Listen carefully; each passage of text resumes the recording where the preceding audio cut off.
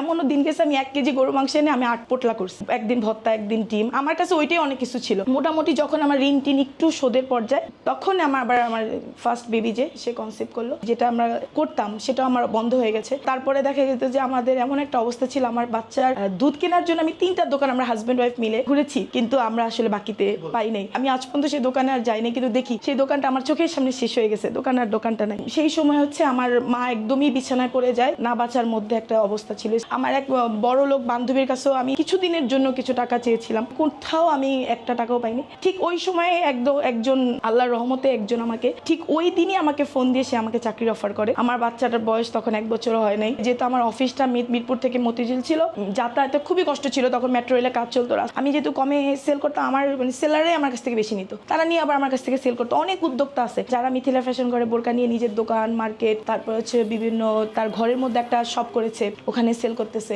প্রতিদিন আমার এটা বাড়তেছে। এখন তো আলহামদুলিল্লাহ আমার প্রতিদিন না হইলেও আমার 200 বোরকা যায়।